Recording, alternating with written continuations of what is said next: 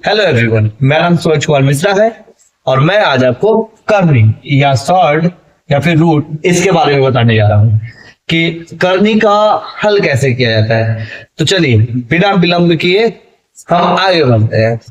आज हम आपको बताएंगे कि करनी यानी कोई संख्या अगर रूट में रहता है तो उसे हम किस प्रकार सॉल्व करते हैं। उसके कई सारे नियम होते हैं, यहाँ पर आपको उन्हीं नियमों को देखना है, लेकिन एक एक चीज हम बताएंगे उसको आपको नोट्स करते जाना है। जब मेरी वीडियो को देखें तो आप कॉपी लेकर जरूर बैठे, तब ज्यादा आपको समझ में आएगा। अब यहाँ देखिए, पहले मैं बताता हूं करनी जिसे हम रूट कहते हैं, जिसे हम क्या कहते हैं रूट। लेकिन इसके अंदर कोई भी संख्या रहती है, कोई भी संख्या, तो उसका हम वर्गमूल करते हैं। जैसे इसके अंदर अगर 16 है तो इसका हम वर्ग करते हैं तो उसका वर्ग आता है 4। लेकिन इस बात को ध्यान रखिएगा कि अगर कोई संख्या रूट से निकलती है तो वो पॉजिटिव और नेगेटिव दोनों होती है, यानी धन और ऋण दोनों में होती है। ठीक है, हम आगे बढ़ते हैं, थोड़ा सा आपको और बताते हैं। आप ये समझ गए होंगे कि कोई भी संख्या अगर रूट में रहती है तो उसका वर्गमूल किया जाता है। लेकिन मैंने 16 इसलिए लिया, लेकिन क्योंकि उसका सिंपल सा वर्ग 4 होता है, क्योंकि 4 गुने 4 यानी 4 का स्क्वायर, 4 चौक 16। चलिए अब यहां देखिए, मैं एक एक प्रश्न आपको बता रहा हूं। जैसे अगर हमारे पास √3 है और मल्टीप्लाई √2 है तो इसका क्या होगा समझते हैं। पहले जब हमारे पास दो रूट में दो अलग संख्या रहे, रूट में दो अलग संख्या रहे, तो हम रूट ले लेते हैं और उस संख्या का गुणा करते हैं। 3 और 2 तो 3 दूनी 6, तो उसका आंसर रहता है √6। इस बात को आपको ध्यान रखना है कि √6 हो गया।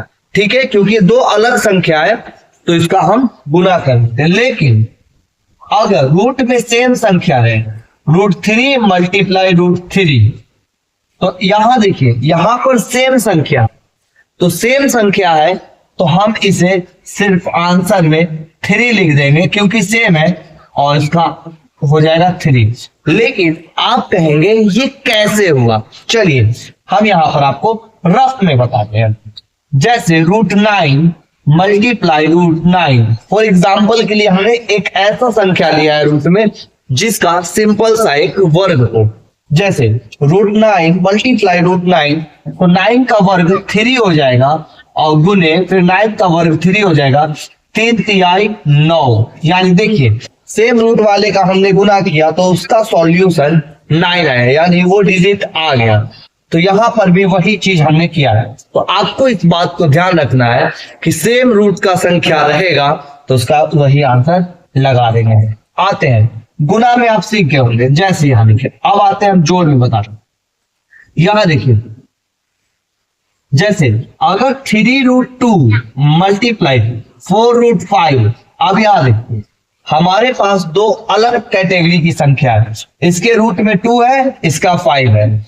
इस 5 रूट वाले का 4 से गुना हो रहा है और इसका 5 से, तो यहां हम कॉमन भी नहीं ले सकते क्योंकि इसके पास 4 है, इसके पास 3 है, जो कि एक अलग अलग कैटेगरी से। तो 3 का टेबल 4 बार पढ़ेंगे तो 12, और अलग अलग रूट में है कि अलग अलग में था तो मैंने गुना कर लिया था, तो सेम चीज यहां पर करेंगे, 2 5 10, आपका ये होगा आंसर। आते हैं, ये आप समझ गए होंगे। अब हम आपको थोड़ा सा जोड़ के बारे में बताते हैं, लेकिन उससे पहले मैं आपको कुछ हल देना चाहता हूं।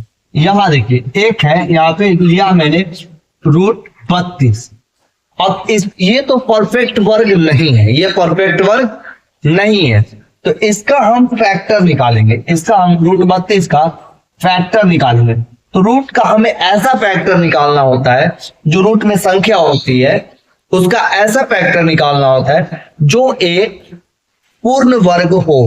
तो इसका हम क्या लिख सकते हैं, लाइक 16 गुने 2, 32 को हम लिख सकते हैं 16 गुने 2, 16 दूनी 32, या फिर 4 गुने 8 भी हम लिख सकते हैं, उसमें कोई डाउट नहीं है। लेकिन 16 गुने 2, अब यहां देखिए 16 गुने 2, इन दोनों में पूर्ण वर्ग कौन है, 16, तो 16 का वर्ग हो गया 4, तो यानी 4 बाहर हो गया, और रूट के अंदर 2 बच गया।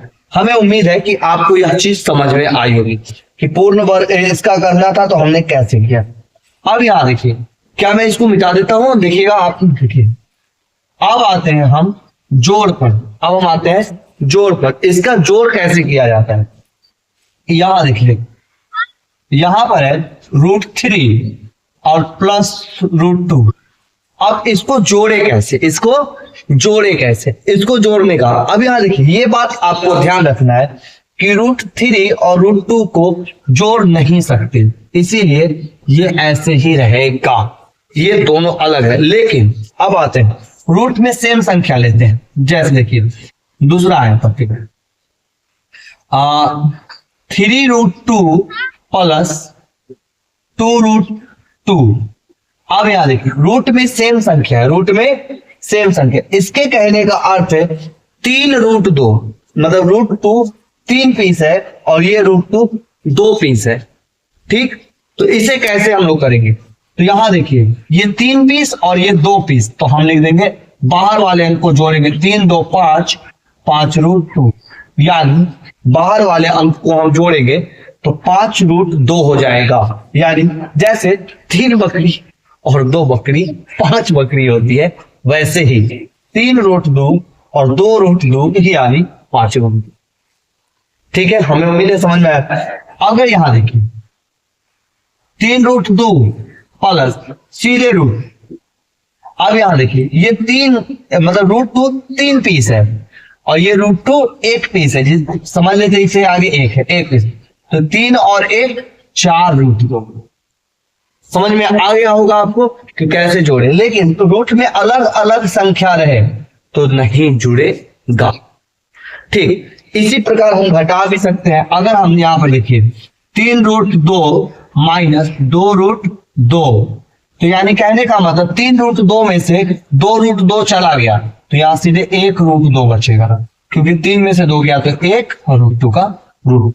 ऐसे इस प्रकार इसको भी हम घटा सकते थे, तो ऐसे ही आपको करना है। लेकिन अगर आपको √4 माइनस √3, तो यहां पर इसका कोई सॉल्यूशन नहीं होगा, क्योंकि दोनों अलग अलग संख्या रूट में है।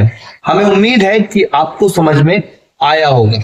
ठीक है, तो इसके लिए इतना ही। अगर आपको कोई डाउट हो, प्रॉब्लम हो, तो आप मुझे कमेंट्स में उस चीज को लिख के बता सकते हैं। तब तक के लिए धन्यवाद।